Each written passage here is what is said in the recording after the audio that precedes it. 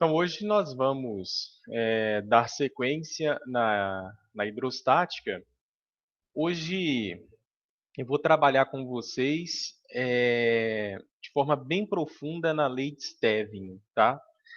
Para na semana que vem fechar a hidrostática com o princípio de Pascal e o teorema de Arquimedes, tá? Então, eu vou dividir aí a hidrostática em 3 aulas, que eu acho que é o razoável, tá? É um assunto que tem muita coisa para falar, então eu já venho falando isso com vocês, não vale a pena ficar correndo, tá? Então, hoje, lei de Stevin, tá? Vamos falar o máximo de coisa que a gente conseguir aqui dentro do tempo, né? Então, bora lá, começando. É, Vamos começar falando sobre pressão hidrostática, tá?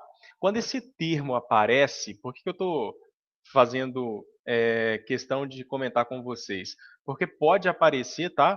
Dentro de um exercício, o cara te pedir assim, olha, calcula para mim a pressão hidrostática apenas. Isso é diferente de calcular pressão absoluta ou pressão total, como nós vamos ver.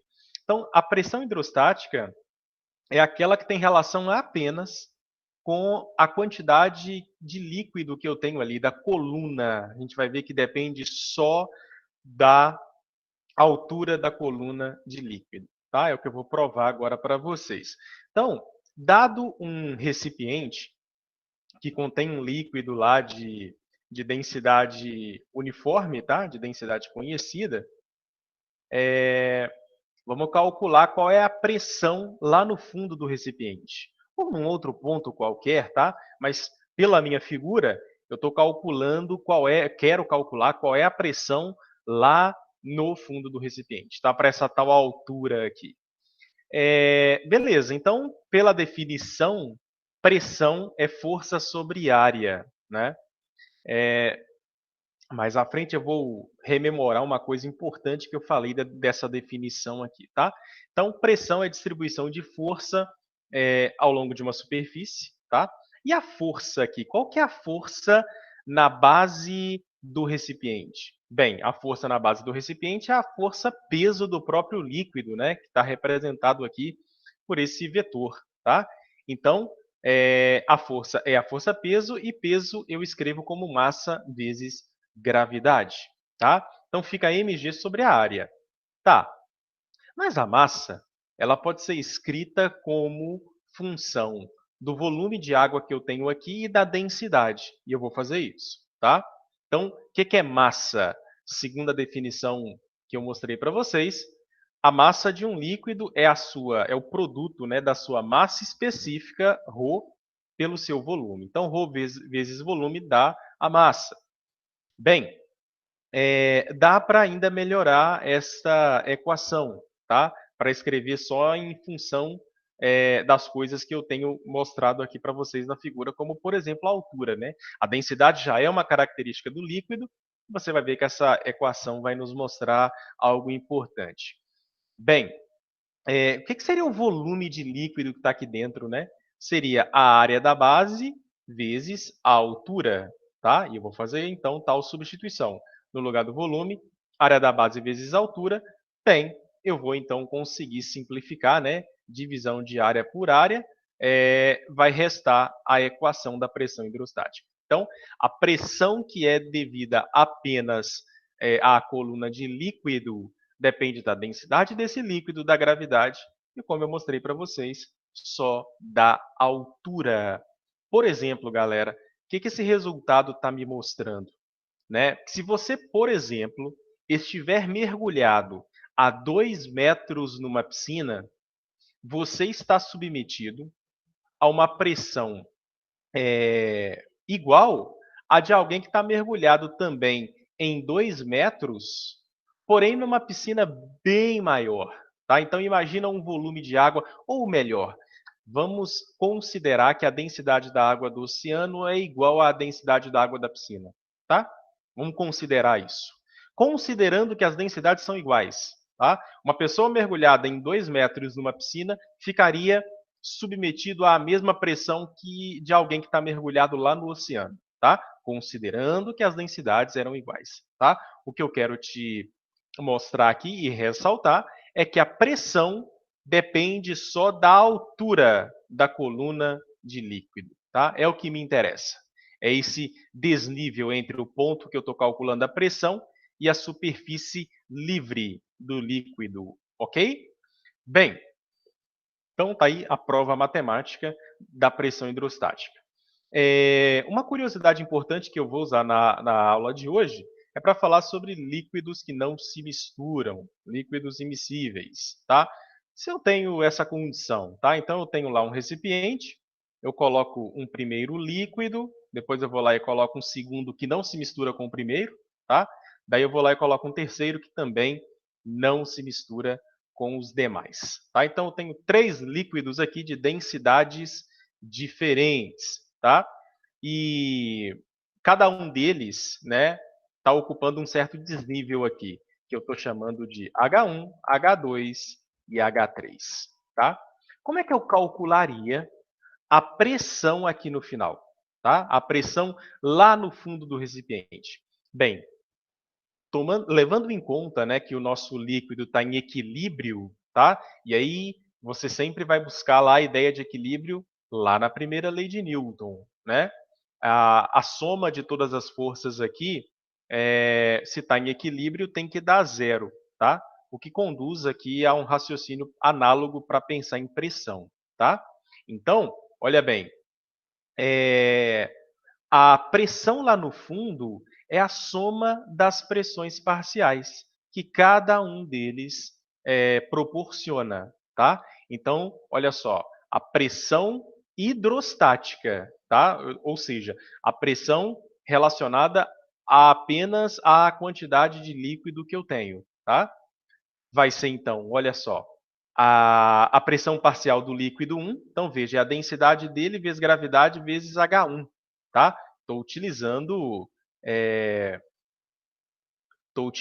esta equação aqui, tá? Agora estou usando de prontidão o resultado que eu acabei de obter, né? Qual é a pressão parcial só do líquido azul, líquido 1? É ρ1, gravidade, vezes H1. Qual é a pressão parcial do líquido 2? Está relacionado só com essa altura. Tá? O líquido 2, então, está relacionado com o desnível H2 e o líquido 3 com o desnível H3. Você soma essas contribuições parciais e, com isso, você obtém a pressão final aqui no fundo do recipiente. O que é razoável, né, galera, pelas condições de equilíbrio. A pressão total ser, né, a soma das pressões parciais. Beleza? Bem, dando sequência agora, vamos falar propriamente da lei de Stevin, tá? Então, o que é a lei de Stevin? Vou começar falando de uma aplicação. Vamos lá. Um mergulhador, uma das coisas que ele tem que se preocupar é com a profundidade, né, em que ele está, porque isso tem relação com a pressão sobre ele. A gente acabou de ver, tá? Que quanto maior é a profundidade, é isso que me interessa, maior é a pressão. Beleza, tá?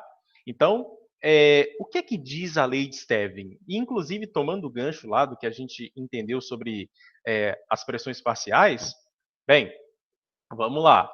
Eu tenho um recipiente, eu coloco uma certa quantidade de líquido dentro dele, tá? E eu quero mensurar qual é a pressão ali naquele ponto 2, tá? Aliás, esse ponto P que está aqui, tá? Quanto vale a pressão aqui? Porque o que eu tenho que preocupar é o seguinte, qual é a pressão total sobre o mergulhador? Será que ele está submetido apenas à pressão hidrostática? Bem, pelo que a gente viu também na aula passada, não, né? Existe ainda a pressão atmosférica, que atua lá na superfície livre do líquido, tá? Então, tomando como base, inclusive, aquele resultado lá das pressões parciais dos líquidos que não se misturam, né? Claro, eu vou usar o mesmo raciocínio aqui, tá? A pressão absoluta, esse é o nome, tá, galera, mais utilizado, ou pressão total. Então, pressão total ou absoluta nesse ponto é a soma da pressão atmosférica mais a pressão hidrostática, que a gente acabou de aprender a calcular. É, essa pressão absoluta normalmente a gente chama só de P, tá? Estou usando aí a nomenclatura mais comum. Pressão atmosférica mais pH, P índice H, para contar sobre a pressão hidrostática, tá? Pressão atmosférica vai poder ser chamada de P0 também, tá? Só para você ficar atento, porque pode aparecer essa nomenclatura. E como a pressão hidrostática, esse pH, a gente acabou de aprender a calcular, tá aí a lei de Stevin, tá? A pressão absoluta num ponto de um fluido é a soma da pressão atmosférica, pressão lá na superfície livre, mais o produto de densidade do líquido vezes gravidade vezes altura. Lembrando que este último termo é a pressão hidrostática. Então, destrinchando aí cada termo dessa equação, só para você poder estudar melhor depois, coloquei isso aqui a mais, tá? Então, P é a pressão numa profundidade H, tá? Pressão absoluta ou pressão total. Isso aqui vai ser a pressão na superfície do líquido, a pressão medida lá, consequentemente, a pressão atmosférica. Aqui a massa específica do líquido, galera, no ensino médio só vai aparecer para você com densidade uniforme, tá? A aceleração da gravidade. E olha a profundidade medida, galera, abaixo da superfície, hein? Cuidado. Na hora de mensurar, de tomar essa altura, cuidado para não ir desesperado lá no exercício. O cara vai te dar também uma altura que vai desde a superfície até a base e você vai lá e pega essa altura, tá? Cuidado. É a profundidade medida abaixo da superfície, tá? E galera, eu vou convidá-los então para a gente voltar lá naquela experiência de Torricelli, para você entender por que, que ele chegou àquela conclusão, né? Que a pressão atmosférica vale ou é equivalente à pressão hidrostática de uma coluna de mercúrio, cuja altura é de 760 milímetros, isso, claro, ao nível do mar. Esse resultado sai, né, baseado no teorema de Stevin. Olha aqui. Então, deixa eu voltar aqui com vocês rapidamente, tá? A ideia da experiência de Torricelli, né, para medir a pressão atmosférica. Esse é o resultado que eu relatei para vocês na aula passada. Então, voltando, o que, que ele fez? Ele enche um tubo de mercúrio, emboca esse tubo dentro de um outro recipiente que também contém mercúrio, espera estabilizar. Quando estabiliza, por quê? Porque as pressões se anulam, né? Então, qual que é a ideia? Para uma mesma altura, a pressão tem que ser igual. Por exemplo, então por que, que nem sobe nem desce mais líquido comparando ponto 1 com ponto 2? Ponto 1 e ponto 2 são pontos de um mesmo nível. Logo, eles suportam a mesma pressão pelo teorema de Stevin. Então, o que que Torricelli pôde concluir? Olha, aqui fora tem a pressão atmosférica. É ela que atua no ponto 1. Qual é a pressão que atua no ponto 2? É a pressão hidrostática, já que aqui é vácuo, né? Não entrou ar aqui dentro. Então, ele pôde prever diretamente o valor dessa pressão atmosférica calculando essa pressão hidrostática. Professor, e como é que ele chegou ao valor, tá? Usando a ideia da pressão hidrostática. Olha aqui, vou colocar aqui para vocês, ó. Então, se você quiser depois provar que a pressão atmosférica é 1 vezes 10 a quinta Pascal, o que, que você vai usar? Você vai usar isso aqui, ó. Então, o resultado que eu acabei de te mostrar. Vou digitar aqui a equação para vocês, ó. A pressão no ponto 2, tá? A pressão hidrostática lá no ponto 2 depende disso aqui, ó. Depende da densidade de quem? Não é da água agora, é do mercúrio, né? Vezes a aceleração da gravidade, vezes a altura, tá? Qual a altura que você vai colocar aqui? Você vai colocar a altura de 76 centímetros ou de 760 milímetros, ou para calcular em Pascal, né? Claro que você vai ter que botar em metro, tá? Então, depois eu posso até, se vocês quiserem, eu faço esse cálculo com vocês, tá? Mas é bem tranquilo. Então, ó, densidade do mercúrio, 13,6 13.6 gramas por centímetros cúbicos, ou 13.600, né, quilos por metro cúbico. Então, aqui, ó, 13.600 quilos por metro cúbico. Esse valor você pega em tabelas. Gravidade 10, tá? Gravidade 10. Altura 0,76 metros. Se você faz esse produto, você vai concluir que a pressão atmosférica é de 1,05 vezes 10 a quinta Pascal, tá? Então foi assim que Torricelli, inclusive, tá, chegou no valor da pressão atmosférica, usando o resultado da lei de Stevin, tá? Usando esse resultado. É assim que se consegue calcular o valor da pressão atmosférica. Eu fiz um cálculo parecido com vocês, só que não usando mercúrio, usando água. Só que eu não usei o resultado da lei de Stevin, que eu não tinha mostrado ainda. Então, nesse slide aqui, ó, nesse slide, eu fui pelo método tradicional, né? Pressão é força sobre área. Aí eu usei a força-peso da coluna de água, tá?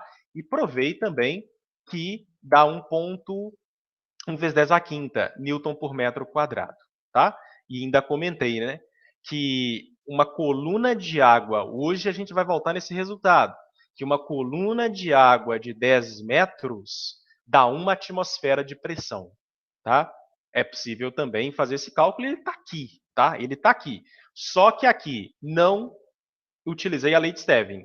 Aqui eu estou te mostrando agora como é que você pode chegar nesse valor usando a lei de Stevin. Beleza? Bem, então vamos lá. Falando agora desse resultado lá da coluna de água que eu acabei de te contar, olha, eu vou te mostrar um resultado aqui prático e interessante de ser entendido, tá?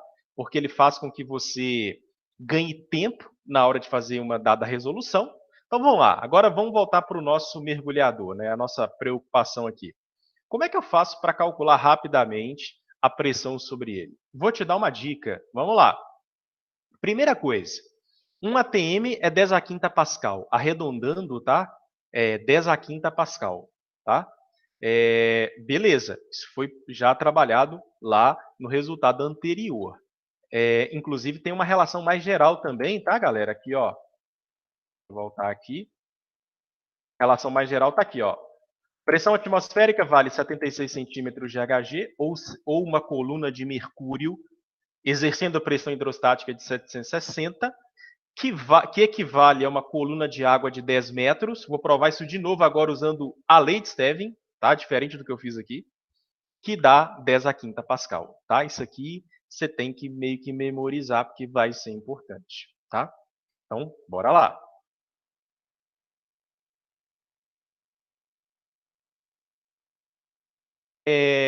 A ideia aqui agora é pensar no seguinte. A que profundidade o cara tem que descer para a pressão ir aumentando de 1 em 1 atm, tá? Você vai entender por que esse resultado ele é importante, tá? Então, vou voltar, ó. Eu estou pensando só na pressão hidrostática, só na pressão da água. O cara está lá na superfície da água. Eu já sei que tem 1 atm nele, beleza? Tá. Agora eu quero saber o seguinte, eu tenho que descer quanto para aumentar mais 1 atm? Vamos ver? Bem, se 1 atm vale 10 a quinta Pascal, tá? Eu vou colocar esse resultado aqui na pressão hidrostática. Veja, isso não é a equação da pressão absoluta, tá? É a equação da pressão hidrostática. Então, botei ó, 10 a quinta, tá? Porque eu quero saber para que altura eu tenho um acréscimo de 1 atm, tá? Densidade da água. Estou desprezando aqui a salinidade, né, da água do mar. Estou considerando ela e a maioria das questões de ensino médio vai te propor isso, tá? Densidade da água, 1000 quilos por metro cúbico. Use e abuse de potência de 10 aqui, por causa que a pressão em Pascal vai ser sempre escrita em potência de 10, tá, galera? 10 a 3 vezes 10 da gravidade. Então, isso aqui dá 10 a quarta, né? Olha o que a gente prova. Quanto dá 10 a quinta por 10 a quarta? Dá 10 metros. O que eu estou te provando, então? Eu estou te provando que a cada 10 metros de profundidade, a pressão vai aumentar de 1 atm, tá? Ou seja, Estou te provando de novo que uma coluna de água de 10 metros exerce uma pressão de 1 atm. Eu discuti isso lá atrás de uma outra forma, usando a ideia básica de que pressão é força sobre área, tá? E agora eu estou usando a lei de Stevin para te mostrar que a cada 10 metros que o cara desce, a pressão aumenta de 1 em 1 atm. Por que eu estou te contando isso?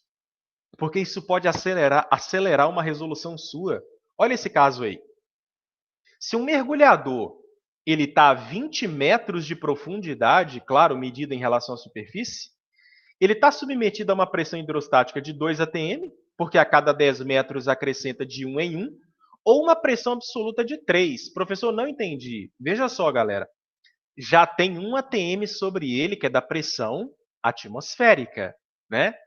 Se o cara desceu 20 metros, veja, os primeiros 10 metros já acrescentou 1 atm. Os próximos 10 vai acrescentar mais 1 atm, somando com a pressão atmosférica, 3 atm. Tá? Então, essa é uma dica que é importante porque você pode ganhar tempo. Né? O Rinaldo até falou naquela aula que eu fiz com ele, não é que você está apostando corrida para quem termina a prova primeiro. Né? Não é essa a ideia. A ideia é que você resolva uma questão gastando o mínimo de tempo possível, usando raciocínios que são mais fluidos, porque isso vai te cansar menos. A ideia é você ficar menos cansado no final da prova, né? E não apostar com quem vai terminar a prova primeiro, não é essa a ideia, mas esse tipo de informação é relevante por isso, tá? Então você sabe, desceu 10 metros, aumentou 1 atm. Então, raciocínio rápido aqui. Um cara está a 50 metros de profundidade. Qual é a pressão hidrostática sobre ele? 5 atm. Hidrostática. É aquela só devida à coluna de água. E a pressão absoluta? 6 atm. Beleza, galera? Todo mundo conseguiu captar a ideia aqui? Tá? Ficou claro? Beleza. Se tiver dúvida, coloca no chat aí. Bora lá então, dando sequência. Agora eu vou falar das consequências, tá? Eu já te apresentei o que é a lei de Stevin, galera. Ó, vou voltar aqui. A lei de Stevin é isso aqui, ó. Como é que eu calculo? É uma lei para você calcular a pressão absoluta no interior de um fluido. E esse resultado, em especial, está te mostrando que esse cálculo, em especial, ele depende da altura. Ele não depende, por exemplo, do volume de água que você tem, tá? Ele vai depender da altura. Beleza? Então tá. Agora vamos falar de consequências. E são muitas as consequências. Por exemplo, se você fizer esse experimento aqui, que inclusive já caiu no Enem, né? Se você pegar uma garrafa de água que está aberta aqui na tampa, tá? E você faz 2 furos, você vai observar uma coisa. O furo de baixo, ele projeta a água mais longe. O furo de cima vai projetar a água mais próximo da garrafa, tá? Isso sugere, tá, que a velocidade de projeção do furo mais baixo é maior, tá? Isso está de acordo com a lei de Stevin? Está. Outra coisa que se observa, tá? O ângulo de projeção é o ângulo reto com a parede do recipiente. E aí eu quero falar de uma coisa, eu quero relembrar uma coisa com vocês. Uma coisa muito importante, inclusive. Olha, constatação empírica. Isso aqui é constatação empírica. A água sairá dos furos formando ângulos retos com as paredes da garrafa. Por que, galera? Uma questão pode te perguntar isso.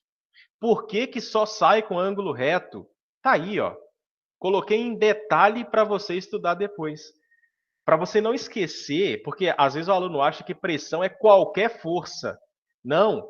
Pressão, galera, mede a distribuição de força normal. Não esqueça isso. E como é que é uma força normal? Perpendicular à superfície, tá? Eu estou falando aqui de força normal mesmo, que a gente estudou lá atrás, tá? Líquidos, eles não. Eu não posso pensar aqui em forças horizontais, porque vai gerar cisalhamento, que é um outro assunto que você não estuda no ensino médio. Tá? Pressão é distribuição de força normal. Vou falar mais uma vez. Pressão é distribuição de força normal ao longo de uma superfície. E é por isso, tá? Estou te dando aqui uma constatação empírica da matemática envolvida, tá? Então, é por isso que só sai com ângulos retos aí. E aí, falando, né, daquela observação de que, se você observar, né, a curvatura da ejeção, você vai observar que a curvatura mais acentuada está lá no jato inferior, o que sugere, né, que a velocidade de lançamento aqui embaixo é maior. Beleza, isso está de acordo com a lei de Stevin, porque a lei de Stevin diz que quanto maior é a profundidade, maior é a pressão. Se maior é a pressão numa dada área, maior é a força sobre o líquido naquele ponto. Se a força é maior, a ejeção se dará com maior velocidade. Tá? Só comentando o que o Enem discutiu nessa questão, além do que eu falei aqui, é que se você, num dado momento, colocar a mão, né, sobre a tampa da garrafa, vai chegar um momento que a água, né, depois de um certo tempo, a água para de sair do furo, ou sai aquele mijinho de água. Né? Por quê? O que tem aqui fora? Pressão atmosférica. O que tem aqui dentro? Pressão atmosférica. Se você coloca a mão aqui dentro, quando o líquido desce, esse ar expande e fica muito mais rarefeito. Então, a pressão lá dentro vai ficar menor que a pressão lá fora, que é atmosférica, o que impediria o líquido de sair. Beleza? Próxima consequência. Galera, olha bem. A lei de Stevin, a matemática da lei de Stevin. Vamos falar do gráfico disso aí agora, tá? Bem, isso aqui é uma função do primeiro grau, tá? Função do primeiro grau, do tipo y igual a b mais ax, tá? Olha o b aqui, ó. Olha o b. B mais o A é o produto, o A, né, vai ser o produto ρ vezes g, que é a constante, tá? Constante de inclinação da reta. E a altura seria o papel do x, né? Então eu teria y em função de x. Então o que que dá pressão absoluta em função da altura? Como é que seria o gráfico disso? Tá aí, ó, onde o P0 ou pressão atmosférica, né, é o B, o ponto em que a reta toca o eixo das ordenadas, e a função do primeiro grau, então, de fato, tem que ser uma reta. A pressão aumenta linearmente com a altura. Essa constatação ela é importante, tá? Ela é importante, por exemplo, para a construção de uma barragem, tá? Então, olha só, a pressão aumenta com a profundidade. Beleza. Aplicação disso. Na hora de construir uma barragem, a estrutura de concreto aqui embaixo tem que aguentar mais, porque a pressão é maior aqui embaixo. E aí, galera, eu estou inclusive falando disso para tirar talvez um mito aí da sua mente, de achar que pressão é uma coisa tipo vertical para baixo sempre. Não. A pressão ela atua em todos os pontos. Se eu pegar nesse copo aqui, tem pressão atmosférica assim, pressão atmosférica de baixo para cima. A pressão atmosférica ela atua em todas as direções aqui, tá? Desde que ela seja perpendicular com a superfície naquele ponto, como eu já falei para vocês. Então, olha, aqui a gente tem a barragem, tá? Aqui embaixo o leito do rio, tá? E como aqui eu tenho um desnível H muito grande, o que vai acontecendo? Ó, aqui em cima, na superfície livre, né? Pressão atmosférica, tá? E aí, a partir do nível da água que está represada, olha os vetores aí em vermelho. A pressão vai aumentando. Ah, professor, então não é sempre, né? A pressão não é uma coisa que atua só vertical para baixo. Não, não, não, tá? A pressão vai atuar lateralmente aqui também, tá certo? Então, barragem tem que ser mais grossa aqui embaixo, porque a pressão aumenta com a profundidade. É uma consequência da lei de Stevin. Beleza? Bem, outra consequência é que a superfície de um líquido em repouso dentro de um recipiente vai ser sempre plana e horizontal, tá? Por exemplo, Leandro, tem como você voltar rapidinho um slide, por favor? tem sim.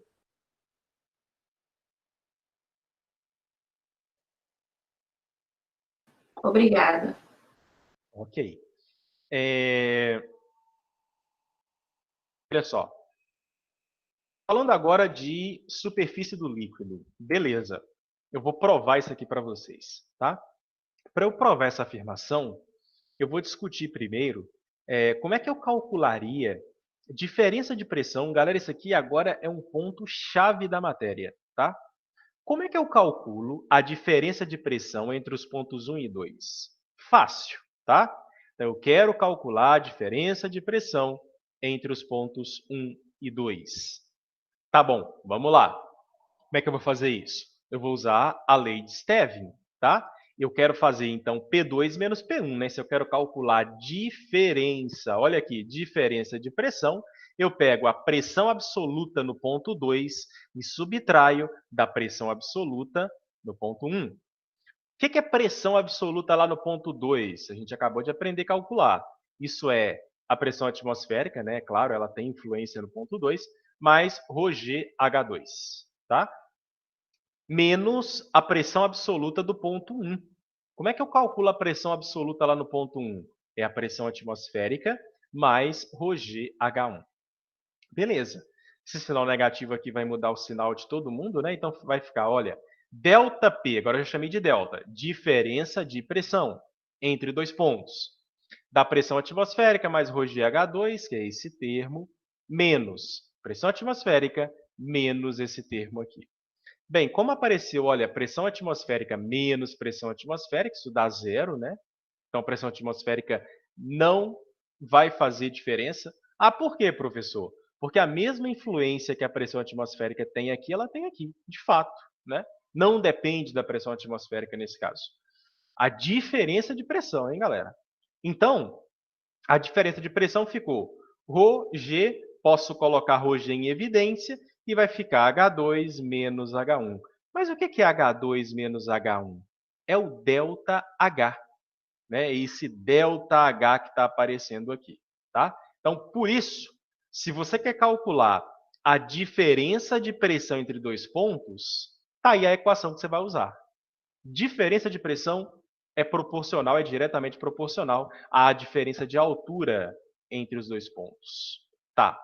O que esse resultado está me mostrando? Galera, que se dois pontos não apresentam diferença de pressão, eles têm que estar, então, no mesmo nível. O ΔH tem que ser zero.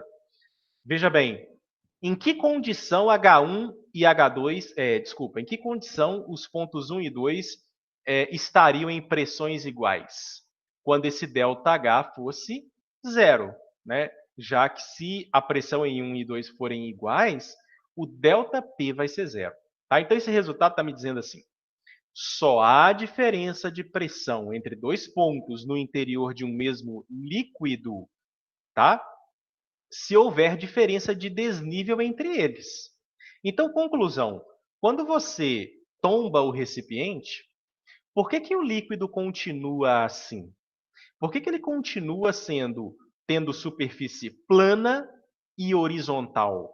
Bem, porque a pressão que atua aqui é sempre a pressão atmosférica. Então a pressão nesse ponto é igual a pressão nesse, é igual a pressão nesse, é igual a pressão nesse. E eu estou na interface do líquido já, tá? Considere que eu já entrei dentro do líquido, tá?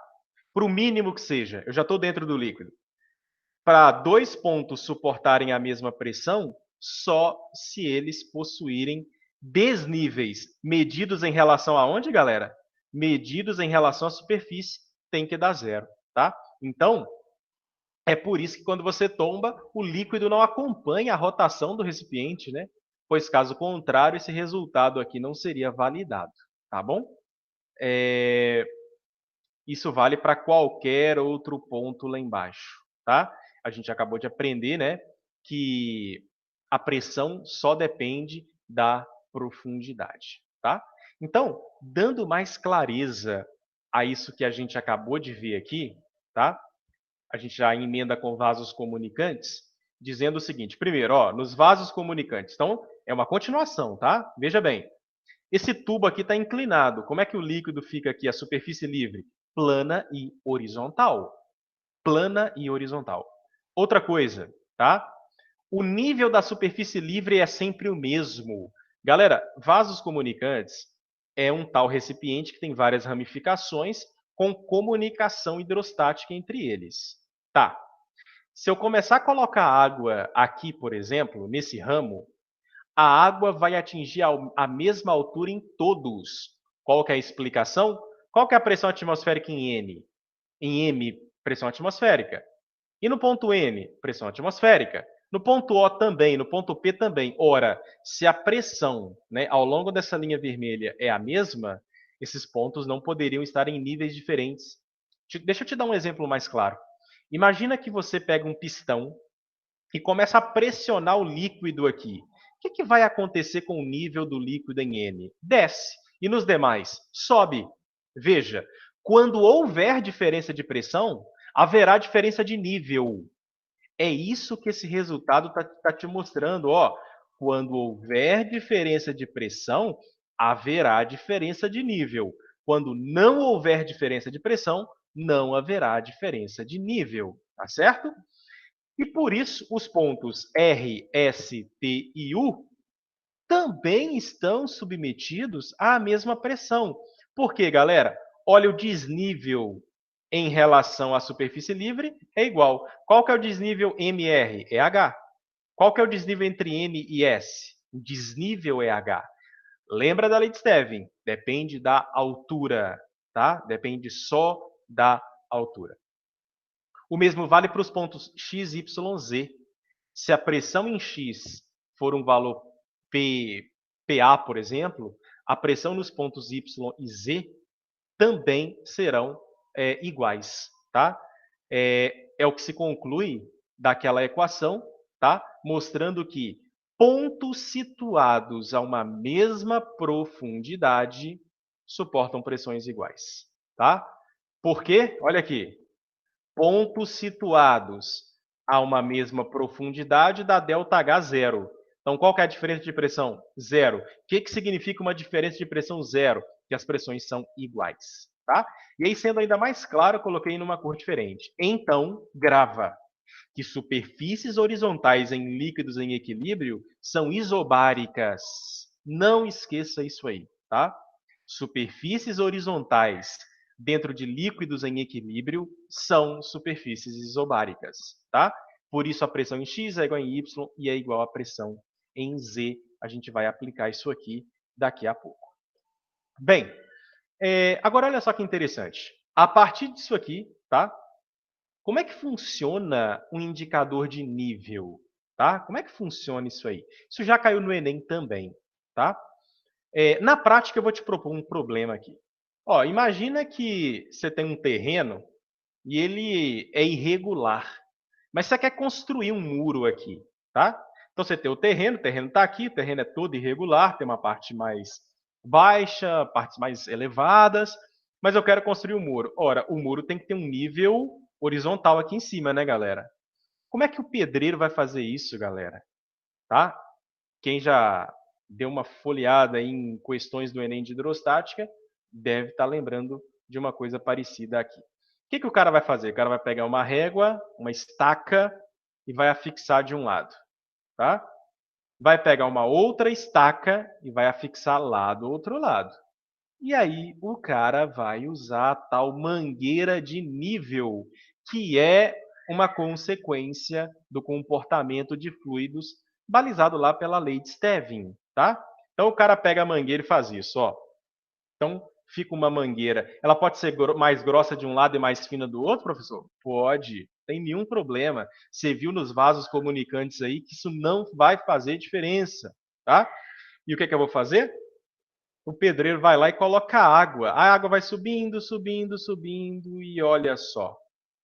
Pela lei de Stevin, isso tem que ser uma superfície isobárica. Galera, eu não posso ter desnível aqui. Por que eu não posso ter desnível? Vou te perguntar de novo. Quanto vale a pressão aqui, galera? Pressão atmosférica. E do lado de cá? Atmosférica. Ora, se eu tenho dois pontos que suportam pressões iguais, não há desnível entre eles. Não há desnível hidrostático entre eles. Então, olha bem, o pedreiro vai lá, marca essa linha e sobe o muro, galera. E o muro vai ficar aí na horizontal, beleza, sem problemas, resolvido o caso, tá? mangueira de nível de pedreiro funciona assim. O Enem queria, com essa aplicação, se você sabia como é que é a ideia de fazer uma leitura topográfica do terreno, né? Então, por exemplo, se eu começar a fazer conta dessa marcação menos essa, dá um número negativo, o que seria indicativo que eu estou subindo, tá? Olha aqui. Então, se eu faço isso menos isso, dá um valor negativo. Olha, eu estou indo. Quando isso aqui menos isso dá um número positivo, significa que o terreno já começou a descer. Então, eu posso fazer um nível topográfico do terreno, ponto a ponto, tá? Eu posso ir pegando intervalos bem pequenininhos e desenhando uma curva de nível. O que no final eu tenho? Um desenho em perfil de como é o meu terreno, tá bom? Então, está escrito aqui ó, a observação, né, que em qualquer construção ou obra é fundamental fazer a marcação de nível. Já te mostrei, ó, você vai colocar uma prateleira na sua casa. O que você vai fazer? Arruma uma mangueira transparente, tá? E aí, principalmente para os rapazes aí, ó, quando casar, e aí a esposa falar assim, ó, tem que afixar uma prateleira ali, não vai deixar a prateleira torta, não, porque ela vai ficar brava com você, certo? Não é, Vinícius? Se o Vinícius estiver aí, o Vinícius vai me ajudar nisso aí.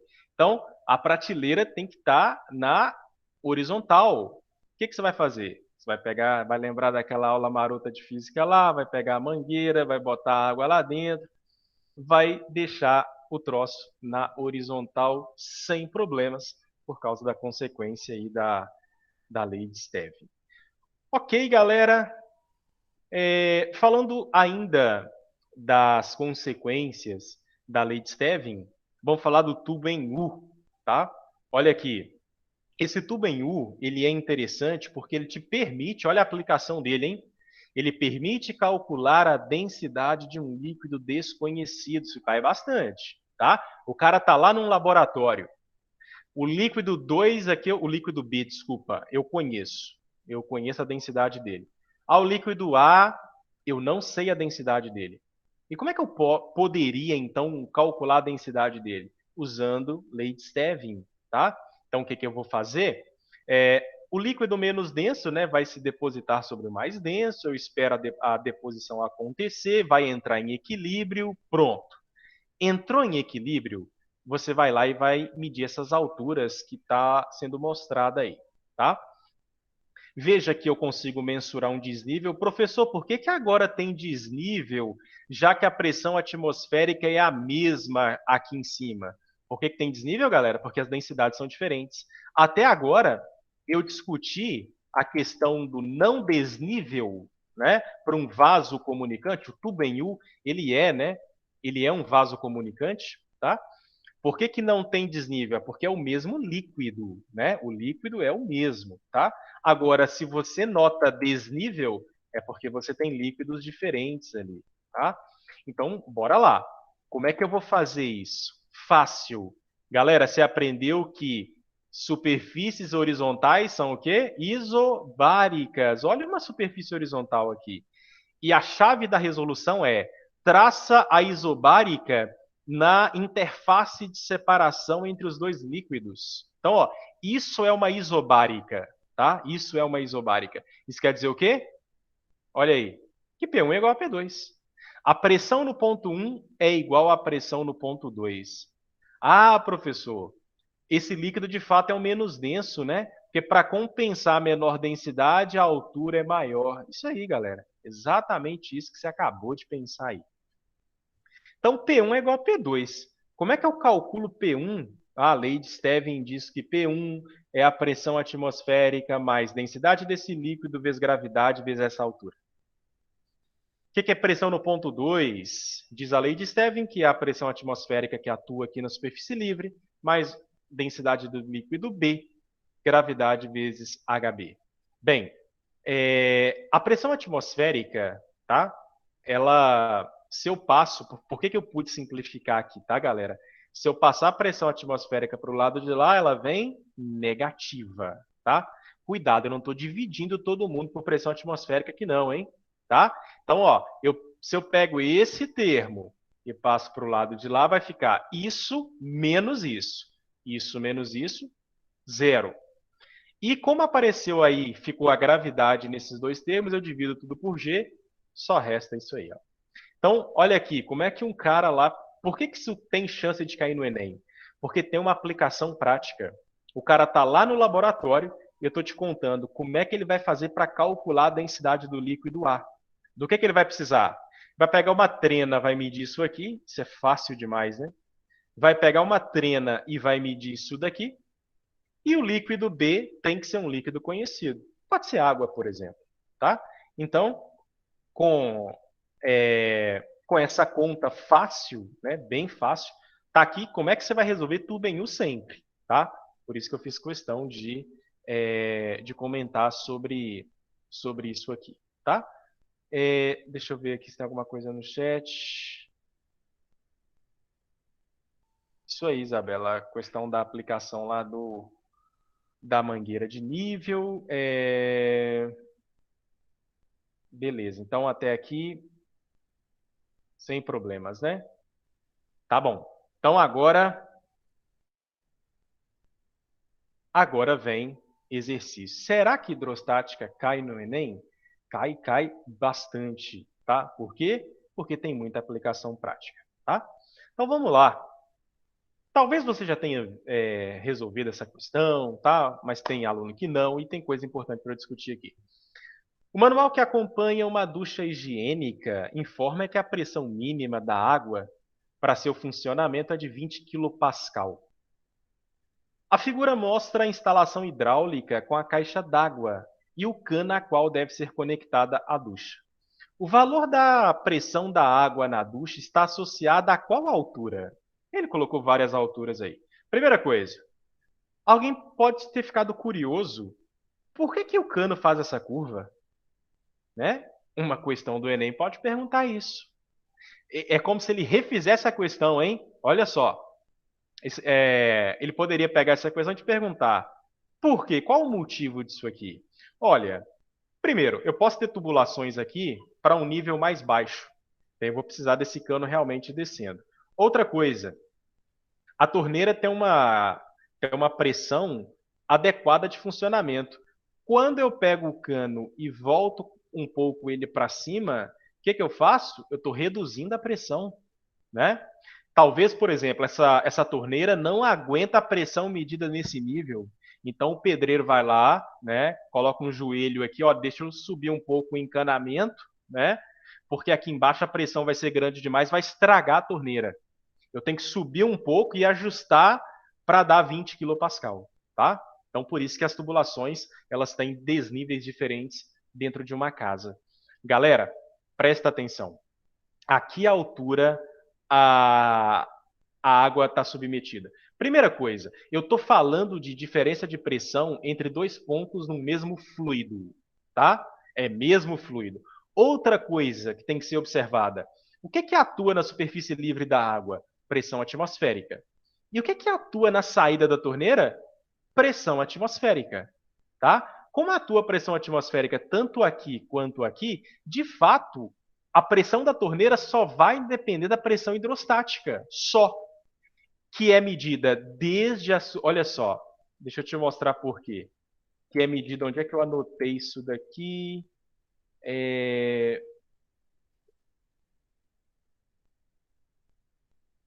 Aqui, ó.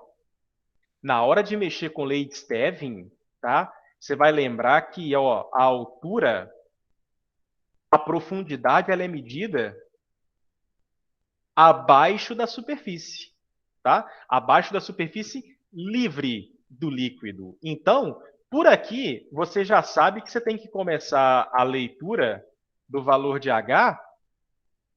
Olha, se você soubesse disso, só sobraria duas opções, H3 e H5, né? E eu já te dei a dica de que subir o cano faz reduzir a pressão, né? Então, a pressão hidrostática para o funcionamento da torneira só está relacionada com a pressão hidrostática com relação a H3, ou seja, é desde onde a torneira vai ser instalada até o nível livre da água lá na caixa d'água. Beleza, por isso a resposta é H3. Próximo exercício. De novo, questão do Enem, tá? Agora a gente vai fazer conta. É parecida com essa aqui, né? A ideia é bem parecida, só que aqui eu não fiz conta, agora aqui eu vou ter que fazer. No manual de uma torneira elétrica são fornecidas instruções básicas de instalação para que o produto funcione corretamente. Se a torneira for conectada à caixa d'água domiciliar, a pressão da água na entrada da torneira deve ser no mínimo 18 kPa. Se for menos, vai sair aquele mijinho de água, né? Vai ficar muito, muito ruim o funcionamento. E no máximo 38, ou seja, se passar disso, você vai estragar a torneira. Para pressões da água entre 38 e 75 kPa, ou água proveniente direto da rede pública, né, que tem uma pressão maior, é necessário utilizar um redutor de pressão que acompanha o produto. Porque às vezes o cara mora num prédio de 20 andares, aí o cara tá lá no primeiro andar. Galera, a pressão lá no primeiro andar, se o prédio tem 20 andares, é uma coisa absurda. Tá? Se você não usar redutor de pressão, todas as torneiras vão estragar. Tá? Essa torneira elétrica pode ser instalada em um prédio ou em uma casa. Isso, porque tem o redutor de pressão, por isso que pode. Considere a massa específica da água como 1.000 kg por metro cúbico e a aceleração da gravidade 10 metros por segundo ao quadrado. Para que a torneira funcione corretamente, sem o uso do redutor de pressão, quais deverão ser a máxima, a mínima e a máxima altura entre a torneira e a caixa d'água? Então, deixa eu deixar claro uma coisa aqui. Galera, eu estou calculando a diferença de pressão entre dois pontos de um mesmo fluido. Lembra que a pressão atmosférica ela atua lá em cima e na saída da torneira. É por isso que você não leva em conta a pressão atmosférica, porque o efeito dela aqui é cancelado aqui, tá? Alguém pode ter ficado confuso nessa questão e querer ter usado isso aqui, ó. Querer ter usado a lei de Stevin assim, ó. A pressão é P0 mais ρGH. Ter tentado encaixar a pressão atmosférica lá. Não. Para instalações hidráulicas, eu já tinha deixado isso claro também nesse slide aqui, discutido lá atrás. Tá? Para instalações hidráulicas, só é relevante o desnível. Onde tá a torneira e onde está o nível de água. Tá? Inclusive, você sabe que se você tiver 10 metros de água, é 1 atm, hein? 10 a quinta Pascal, não esqueça isso. Tá? Então, aqui, estou voltando de novo naquela discussão. Então, galera, tem pressão atmosférica lá no nível livre de água e também é onde sai a água. Então, você está calculando ΔP. Veja, ΔP, deixa eu ser redundante aqui, tá? ΔP por quê? Olha aqui onde eu provei isso. Cadê? Aqui, ó. Eu estou usando isso. ΔP, diferença de pressão entre dois pontos de um mesmo fluido. É a mesma coisa, tá? Por isso que resulta nisso. A pressão atmosférica, o efeito dela é cancelado, tá? Beleza, entendido isso, tá? Entendido isso aí. Você vai usar ΔP é igual a ρGH. Então, como é que calcula para instalação hidráulica, galera? ΔP, tá? Bem, pressão mínima de funcionamento, 18.000 ou 18 quilopascal, hein? O quilo lá é vezes 1.000. A densidade da água, 1.000 quilos por metro cúbico, gravidade 10, vai calcular o ΔH aqui, né? Então, ΔH, ó, esse 1.000 aqui vai, né, simplificar com os 3 zeros que está aqui, fica 18 sobre 10, 1,8. Então, altura mínima de funcionamento, 1,8 metros. Qual que é a altura máxima para funcionar adequadamente? ΔP, tá? Só que a pressão máxima de funcionamento é 38.000, densidade 1.000, gravidade 10, ΔH vai dar 38 sobre 10, 3,8. Simplesmente isso, tá? Eu estou fazendo questão de resolver exercícios do Enem, inclusive para você ver que a gente está aplicando só coisas que eu já passei para vocês, né, na aula de hoje. E, por fim, esse é o último, tá, galera? Esse é o último. Podemos ir... dá tempo, né? 12h28. Vai dar tempo, sim. Então, olha só. Deixa eu te dar uma dica aqui. Tubo em U, vasos comunicantes. Aí tá o famoso barômetro, tá? Para medir a pressão P, para medir a pressão P exercida por um gás, tá? Ah, eu quero saber a pressão de um gás. Olha aqui outra aplicação prática da lei de Stevin, tá? Para medir a pressão P exercida por um gás contido num recipiente, utilizou-se um manômetro. Eu falei barômetro, não, isso aqui é o manômetro de mercúrio, tá? Obtendo-se os valores indicados na figura. Beleza, tá aí os valores.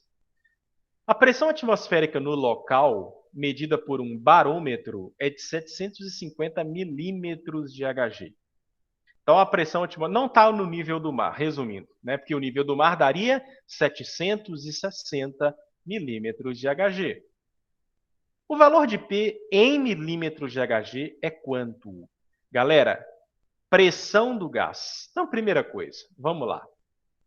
Onde é que eu meço a pressão do gás? A pressão do gás, ela está exercida também nesse ponto e ela está sendo equilibrada pela pressão hidrostática da coluna de mercúrio. Por que, que o gás não abaixa mais a coluna de mercúrio? Porque as pressões se igualaram. Tá? A pressão que a coluna de mercúrio faz nesse nível é a mesma pressão que o gás executa. Logo, olha a linha vermelha aí. Logo, se eu conseguir, e isso é fácil, né? Pela lei de Stevin é fácil. Se eu consigo calcular a pressão que a coluna de mercúrio executa nesse nível, eu estou calculando a pressão do gás. Por quê? Porque superfícies horizontais são isobáricas, tá? Superfícies no interior de um mesmo fluido, horizontais, são isobáricas. Tá. E aí, o que o aluno, então, tem que fazer? Aplicar a lei de Stevin nesse ponto aqui, ó. E como é que eu aplico a lei de Stevin? P é igual à pressão atmosférica mais ρGH. Professor, por que, que agora tem a pressão atmosférica? Galera, não tem nada anulando a pressão atmosférica desse lado para eu cancelar, né? Então, tem pressão atmosférica de um lado e não tem do outro, tá? Então, ela fica aqui. Pressão nesse ponto é a pressão da coluna de mercúrio mais ρGH. Aqui não é o ΔH aqui é essa altura que eu vou mostrar aqui. Então tá. Então, quanto vale a pressão atmosférica? Segundo o exercício, 750 milímetros de Hg. Professor, vai ter que transformar, porque a densidade do mercúrio é 13.600 quilogramas por metro cúbico, gravidade é 10 e a altura tem que passar para metro. Não, não, galera. Olha as respostas. Tá? Ele quer em milímetro de Hg. Ah, professor, então eu posso calcular em milímetro de Hg? Pode, tá? E como é que eu faço, professor? Olha aqui, galera. A pressão hidrostática de uma coluna de 150 milímetros de Hg. Por que 150, professor? Porque 170 é até a base, né, galera? Tem que tirar os 20 aqui, tá? A pressão hidrostática, que é o que está de vermelho aqui, vale quanto então? 150, galera. É a ideia lá de Torricelli, né? A pressão hidrostática da coluna de mercúrio de 760 milímetros vale 1 atm. Então, eu tenho uma pressão, tá? De 150 milímetros de Hg. Você pode dizer que a pressão nesse ponto aqui, hidrostática, só, é de 150 milímetros de Hg, tá? Aí o aluno que não sabe disso vai ficar convertendo unidade, o cara vai gastar 10 minutos nessa questão. Tá? O aluno do top vai gastar só 1 minuto e meio, mais ou menos, né? Achando 950 milímetros de Hg. Ah, professor, mas as respostas não estão em 900 milímetros de Hg e aí a dica que você me deu furou. Não. Calcula em milímetros de Hg, calcula tudo em milímetros de Hg. Depois, o que você faz? Faz a conversão. Olha aí a conversão. Tá? A gosto do cliente, ó. 76 centímetros de Hg ou 760 milímetros de Hg ou 10 metros de coluna de água vale 1 atm, que vale 10 a quinta pascal. E aí você vai usar a regra de 3, já que a pressão cresce linearmente, né, aqui dentro com a altura. Beleza, galera. Falamos bastante coisa da lei de Stevin, tá? Se ficou faltando coisa, foi coisas bem específicas que só seriam tratadas dentro de exercícios, tá? E aí, se você tiver algum exercício, pode mandar, pode procurar e a gente tenta resolver. Programação da aula que vem, Teorema de Pascal, princípio de Pascal e o Teorema de Pascal e princípio de Arquimedes, tá? Então vamos falar de Pascal e Arquimedes fechando a hidrostática, também resolvendo exercícios, né? Se você deve se lembrar aí que a gente conseguiu resolver quatro exercícios que eu tinha resolvido um de densidade lá atrás também, tá? Então é isso, tá? Espero ter contribuído aí com as informações. Até nossa próxima aula.